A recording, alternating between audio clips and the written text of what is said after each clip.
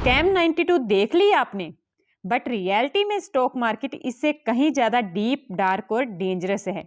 आज भी stock market में ऐसे ऐसे स्कैम हो रहे हैं कि उनसे बच पाना तो दूर, एक रिटेल इन्वेस्टर तो उस लेवल का सोच भी नहीं पाता। कैसे मीडिया, एनालिस्ट, इन्फ्लुएंसर्स, पॉलिटिशियंस और बड़े बड़े इंस्टीट्यूशंस मिलकर रिटेल इन्वेस्टर का पैसा खाते हैं। 90% न्यूज जब स्क्रीन तक पहुंचती है तब तक वो बासी, पुरानी हो चुकी होती है। असली खिलाड़ी तो तब तक पोजीशन बनाकर बैठे होते हैं। स्क्रीन पर घंटों नजर टिकाकर रिटेल इन्वेस्टर जिन चार्ट्स को एनालाइज करता है, बड़े बड़े लोग शाम को पैग लगाकर उन चार्ट्स को उठाने या गिराने की बातें करते हैं। पॉपुलर स्टोरी ये है कि लेट लेजेंड राकेश झुनझुनवाला ने अपनी अरबों की नेटवर्थ टाइटन जैसे स्टॉक्स में कंपाउंडिंग से बनाई, पर असल में ये पैसा किस तिगड़म से आया ये कोई नहीं बताता। हर्षद मेहता पर तो सब बातें करे हैं, लेकिन आज खुलकर बात करेंगे उस सीरीज के एक ऐसे करैक्टर की जिसने सिर्फ अपने दम पर कई बड़ी बड़ी प्रॉफिटेबल कंपनीज को बर्बाद करके छोड़ा, जिसकी एक चिट्ठी पर बड़ी बड़ी ब्लू चिप कंपनियों के सीईओ बदल जाया करते थे, जहां तक कि उसकी मर्जी के बिना स्टॉक मार्केट तक ओपन नहीं होता था। जानेंगे ये सब कुछ इस वीडियो में, लेकिन आगे बढ़ने से पहले आने वाले टाइम में और भी ऐसे इंटरेस्टिंग पॉडकास्ट समरीज देखने के लिए हमारे चैनल को सब्सक्राइब करना ना भूलें।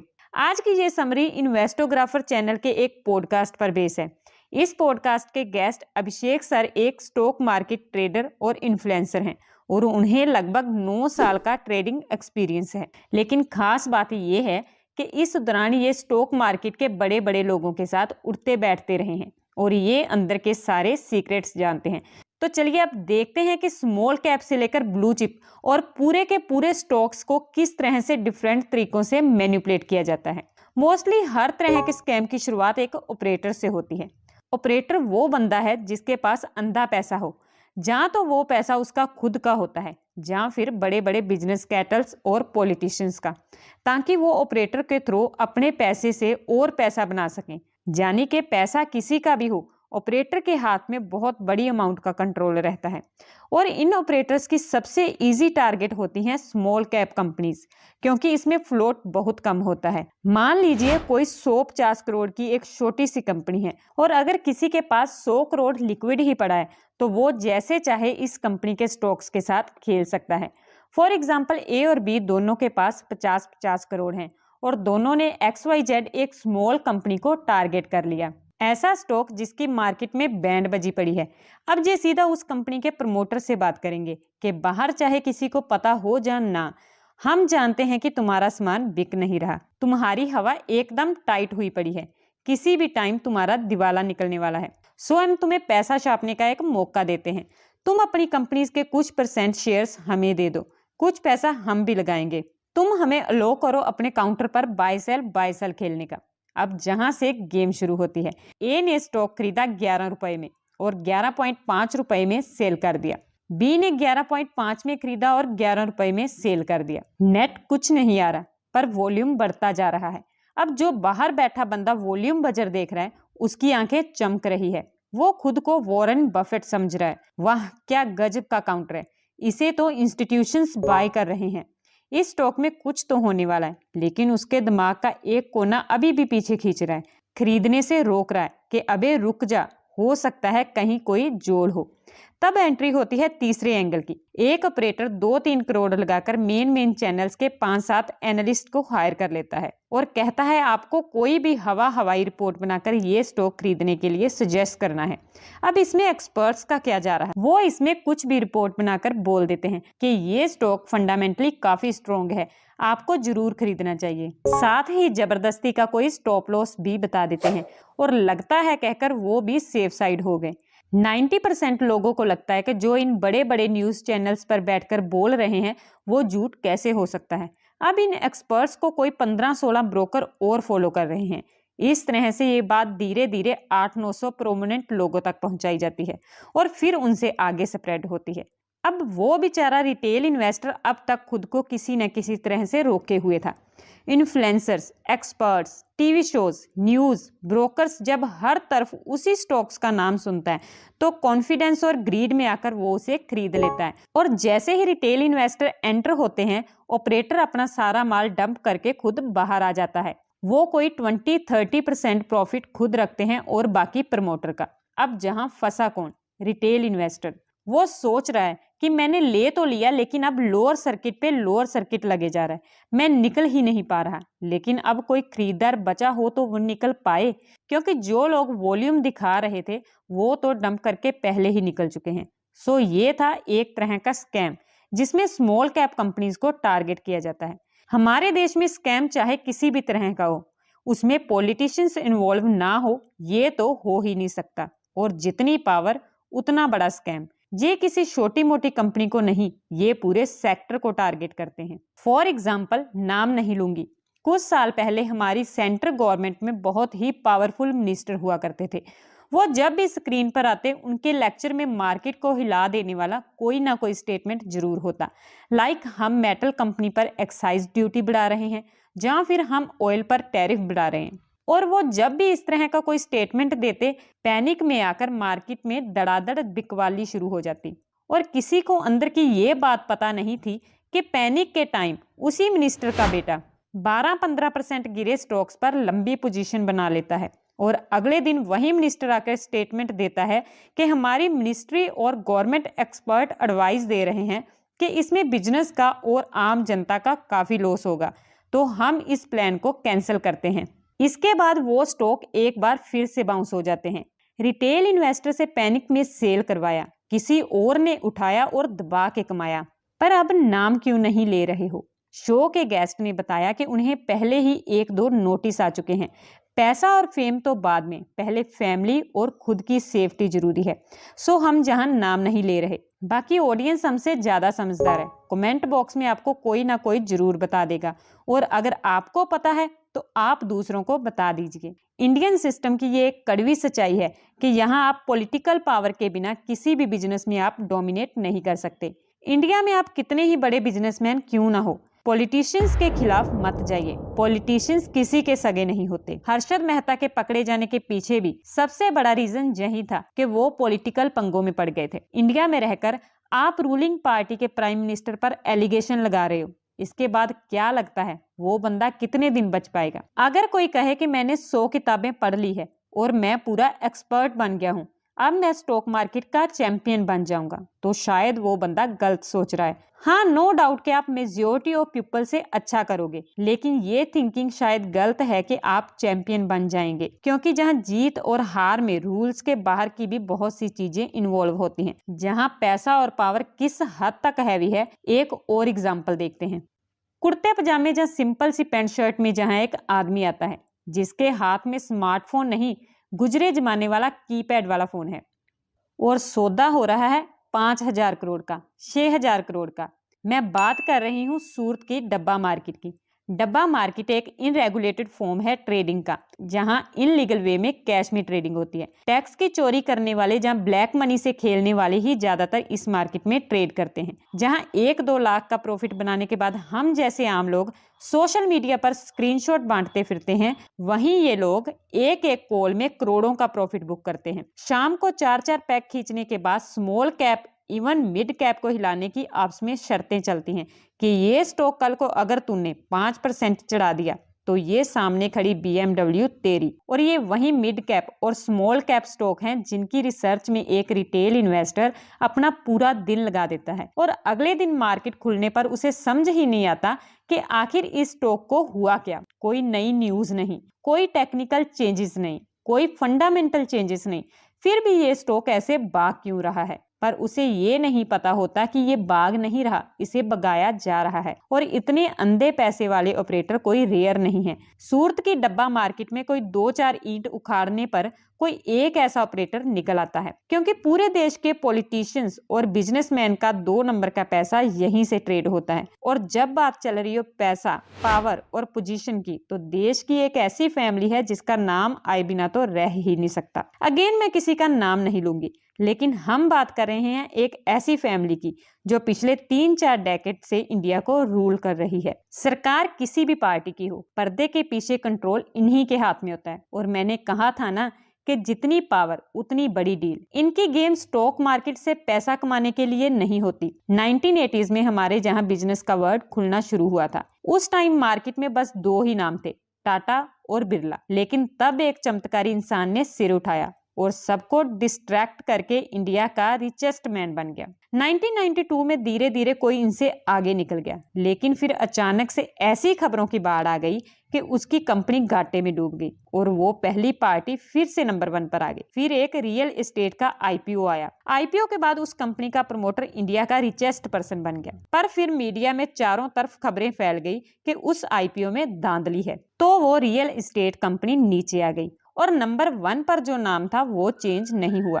2014 में एक फार्मासिस्ट कंपनी का सीईओ था जो 1-2 दिन के लिए इंडिया का रिचेस्ट मैन बन गया, लेकिन फिर अचानक से इतने एफडीआई रेगुलेशंस आ गए कि फिर वो दोबारा कभी नंबर 1 पर नहीं पहुंच पाया। 2022 में अगेन एक बंदा जो सरकार का बिल्कुल खास था, रैपिड ग्रोथ के साथ इंडिया का रिचेस्ट पर्सन बन गया और काफी टाइम बना भी रहा। लेकिन फिर कहीं से एक रिपोर्ट निकल के सामने आई और उस बंदे की नेटवर्थ नीचे आ गई। आई थिंक आपने अब तक गैस कर लिया होगा कि हम किसकी बात कर रहे हैं। यानी कि इंडिया में नंबर 1 पर पहुंचने से नंबर 2 या नंबर 3 पर बने रहना ज्यादा सेफ है। और एक मजे की बात बताऊं, जिनकी जहां बात हो रही है, 2008 के आईपीओ के बाद जब उनके छोटे भाई उनसे आगे निकलने वाले थे तो उनके बैंक ने ही हाथ खड़े कर दिए कि वो अब उनको लोन नहीं दे सकते और फिर बड़े भाई ने उसी बैंक से ही लोन उठाकर छोटे भाई के एसेट्स को अक्वायर किया। सो जब उनके भाई ही नहीं बच पाए तो कोई दूसरा और कैसे बच पाएगा। तो अब अगर आपको सुनने में मजा आ ही रहा है तो इन मिस्टर नंबर 1 से जुड़ी एक और बात बताती हूँ। एक बहुत ही फेमस इंटरनेशनल मैगजीन है, वो हर साल दुनिया के अमीर लोगों की एक लिस्ट बनाती है। मतलब कि लिस्ट बाद में आती है, बैक साइड इसकी प्रिपरेशन 6 महीने पहले ही शुरू हो जाती है। जे नंबर 1 वाले जनाब का शेयर पूरे साल भले ही कुछ खास ना करे, पर ये लिस्ट बनने के टाइम ब्रेकआउट पे ब्रेकआउट मारता है और जैसे ही ये लिस्ट बनकर रेडी हो जाती है, एक बार फिर से वो स्टॉक नॉर्मल हो जाता है। पर क्या कोई इतना बड़ा आदमी सिर्फ मैगजीन में आने के लिए ये सब कर रहा है? हाँ जी, बिल्कुल कर सकता है, क्योंकि इससे एक स्टेटस सिंबल जुड़ा होता है। पैसा तो इनके पास हद से ज्यादा होता है। तो फिर ये आज भी सुबह 4-4 बजे उठकर क्यों बिजनेस मीटिंग्स कर रहे हैं? क्योंकि उन्हें पैसे से फर्क नहीं पड़ता। नंबर 2 या नंबर 3 होने में वो मजा नहीं है जो रिचेस्ट मैन इन इंडिया कहलाने में है। अब जब स्टॉक मार्केट के बड़े बड़े लोगों की बात चल रही है तो लेट लेजेंड मिस्टर झुनझुनवाला का नाम ना आए, ये कैसे हो सकता है? आज तक हमने जो स्टोरी सुनी है कि राकेश झुनझुनवाला सर ने अपना सारा पैसा टाइटन और स्टार हेल्थ जैसे स्टॉक्स में कंपाउंडिंग से कमाया, सिर्फ 5,000 रुपए से 50,000 करोड़। क्या कोई स्टॉक सच में इतना रिटर्न दे सकता है? जो स्टोरी हमें सुना दी गई हम उसे पकड़ के बैठ गए। आप कैलकुलेट करके देखिए, कोई स्टॉक इतना रिटर्न दे ही नहीं सकता। पॉडकास्ट के गेस्ट अभिषेक सर कहते हैं कि मैं झुनझुनवाला सर की रिस्पेक्ट करता हूँ। जो उन्होंने किया उनके जैसे 10,000 लोग और थे, नहीं कर पाए। लेकिन उन्होंने अपने करियर में 250 से ज्यादा स्टॉक्स खरीदे, लेकिन चले तो 4 ही ना। खरीदा तो उन्होंने येस बैंक भी था, DHFL भी था, कर्नाटका बैंक भी था, पर उनका क्या हुआ? तो फिर झुनझुनवाला सर ने अपनी पहाड़ जैसी वेल्थ क्रिएट कहां से की? जवाब मिलता है ट्रेडिंग से। राकेश झुनझुनवाला ने 88 के बजट में उस टाइम का 2 करोड़ रुपया बनाया था, 92 के बजट में 50 करोड़ और 2000 के बजट में 200 करोड़। आज से 23 साल पहले का 200 करोड़। पर अगर 1 मिनट के लिए हम सारी गेम को बिल्कुल साफ सुथरा समझे तो भी इन रिच प्लेयर्स के पास ऐसी एडवांटेज है जिससे वो एक रिटेल इन्वेस्टर पर बहुत भारी पड़ सकती है। अब इस एग्जाम्पल से आपको समझ आ जाएगा कि आखिर ये गेम किस लेवल पर चल रही है। एक एनालिटिक्स का सॉफ्टवेयर है ब्लूमबर्ग टर्मिनल, 1 साल का लगभग 25 लाख का सब्सक्रिप्शन है इसका, पर आपने पुश्तैनी जमीन बेची है और 25 लाख लगाकर आप इसे लेना चाहते हैं तो ये हर किसी को नहीं मिलता। लंबी चौड़ी नेटवर्क, प्रॉपर सेटअप, 100 से ज्यादा तरह के लाइसेंस और भी बहुत कुछ चाहिए इसके लिए। इस सॉफ्टवेयर पर आपको लिस्टेड किसी भी कंपनी का रेयर से रेयर डाटा मिल जाएगा, जो मनी कंट्रोल, टिकट ऐप जैसी नॉर्मल सॉफ्टवेयर की रेंज से बहुत बाहर है। पर इस सॉफ्टवेयर का सब्सक्रिप्शन लेने वाले 80% लोगों को इस डाटा से घंटा फर्क नहीं पड़ता। अब जहां जो चल रहा है, आम इन्वेस्टर उस लेवल का सोच भी नहीं सकता। ये सारे लोग इस सॉफ्टवेयर को बस एक फीचर के लिए खरीदते हैं, इट्स कॉल्ड BT चैट, जिसे आप एलीट क्लास का व्हाट्सएप ग्रुप मान सकते हैं। मार्केट में जब भी कोई बल्क डील होती है हमें तो शाम को पता चलता है, लेकिन BT चैट में इसका पता पहले ही चल जाता है। For example Rikesh Jhunjhunwala sir ने अपने टाइटन के 200 करोड़ के शेयर सेल करने हैं और एक ही भाव पर करने हैं, तो वो ये मैसेज बीटी चैट पर डाल देते हैं। क्योंकि वहां सब पैसे वाले बड़े बड़े लोग बैठे हैं तो वहां ये इजीली सेल हो जाएगा। कभी कभी आप सोचते हैं ना कि अच्छा रिजल्ट आने के बाद भी ये स्टॉक, क्योंकि लोग एफ एंड ओ पर पहले ही पोजीशन बनाकर बैठे होते हैं। हम आम लोगों को पता बाद में चलता है और जब तक आप खरीदने की सोचोगे वो बेचकर निकल जाएंगे और स्टॉक फिर से बाउंस कर जाएगा। 80% न्यूज जो हम तक पहुंचती है वो पुरानी बासी हो चुकी होती है। अब सोचने वाली बात है कि दो लोग इंडिविजुअली बड़ी डील कर रहे हैं, अगर उनके पास इतने एडवांटेज हैं तो एक ऐसी कंपनी जो इंडिया, रशिया, फ्रांस और ऑस्ट्रेलिया की कंबाइंड जीडीपी के इक्वल वेल्थ को कंट्रोल करती है, उसके पास किस लेवल की टेक्नोलॉजी होगी। हम बात कर रहे हैं US asset management company black rock की। उनके पास एक सॉफ्टवेयर है अलादीन, और ये अलादीन का चिराग जितनी दौलत कमा के दे रहा है उतनी तो शायद कहानियों वाले अलादीन ने भी नहीं देखी होगी। इस सॉफ्टवेयर के पास दुनिया भर की कंपनियों का उस लेवल का माइनियो से माइनियो डाटा है जो उन कंपनीज के खुद के डाटाबेस पर भी नहीं है। फॉर एग्जाम्पल, कुछ लोग क्वार्टर रिजल्ट पर ट्रेड करते हैं कि रिजल्ट के बाद अगर बैकआउट हुआ तो मैं ये करूंगा और बैक डाउन हुआ तो ये करूंगा। हम वेट करते हैं अनाउंसमेंट होने की, लेकिन ये सॉफ्टवेयर अनाउंसमेंट से पहले ही रिजल्ट को ट्रैक कर लेता है। जब एक सीईओ ने बोलना शुरू किया तो उसके स्टार्टिंग वर्ड्स क्या थे, किस तरह से उसने अपने हाथ को हिलाया, उसके फेशियल एक्सप्रेशंस कैसे थे। अपने 25 साल के करियर में जब जब इस सीईओ ने इन वर्ड्स से स्टार्टिंग की, चाहे वो इससे पहले किसी और कंपनी का ही सीईओ क्यों ना था, तब तब उसने अच्छे रिजल्ट्स दिए या बुरे। जान के अलादीन बॉडी लैंग्वेज से ही डिटेक्ट कर लेता है कि रिजल्ट पॉजिटिव होगा या नेगेटिव, और अलादीन का एक्यूरेसी रेट 97% तक का है। और सोचिए, जब ये एडवांटेज 8.5 ट्रिलियन डॉलर की वेल्थ पर मिल रहा है तो इससे कितना पैसा कमाया जा सकता है। और ये आज से 6-7 साल पहले की बात है, एआई रेवोल्यूशन आने से पहले की। तो आज उनकी टेक्नोलॉजी किस लेवल तक की होगी आप सोच भी नहीं सकते। इतने सारे स्कैम्स के बारे में सुनने के बाद अगर आप डीमोटिवेट हो रहे हो तो ये वीडियो आपको डराने के लिए नहीं है, अवेयर और रियलिस्टिक बनाने के लिए। शो के गेस्ट अभिषेक सर ने भी बिल्कुल जीरो से स्टार्ट करके इसी मार्केट से ही करोड़ों कमाए हैं। आज आप जिन जिन बड़े बड़े ट्रेडर्स के नाम सुन रहे हैं उन सभी ने ही कभी ना कभी जीरो से शुरू किया था। अगर फिर भी कुछ समझ ना आए तो इंडेक्स फंड में इन्वेस्ट कर दें, देश की इकोनॉमी पर भरोसा रखें। अगले 10 साल हर तरह से इंडिया के हैं, टॉप और बॉटम कोई नहीं पकड़ सकता। सो अभी से हर महीने थोड़ा थोड़ा लगाना शुरू करें। एवरेज 12-13% रिटर्न के साथ लॉन्ग टर्म में आप अच्छी वेल्थ क्रिएट कर सकते हैं। अब बात करते हैं स्टॉक मार्केट के एक ऐसे खिलाड़ी की जिसकी मर्जी के बिना लेट 80s और अर्ली 90s में स्टॉक मार्केट में एक पत्ता तक नहीं हिलता था, जिसने सिर्फ अपनी पावर के दम पर न जाने कितनी अच्छी खासी प्रॉफिटेबल कंपनियों को बिल्कुल बर्बाद करके छोड़ा, और प्रमोटर्स बस अपनी बर्बादी का तमाशा देखते रह गए और कुछ नहीं कर पाए। जिसके सामने खड़े होने से बड़े बड़े ऑपरेटर्स, प्रमोटर्स और गवर्नमेंट ऑफिशियल्स के हाथ पैर कांपते थे, जिसकी मर्जी से बड़ी बड़ी कंपनीज के आईपीओज और सीईओ डिसाइड होते थे, जहां तक कि उसकी मर्जी के बिना स्टॉक मार्केट तक ओपन नहीं होता था। उस खतरनाक खिलाड़ी का नाम है the black cobra, Mannu Manik उर्फ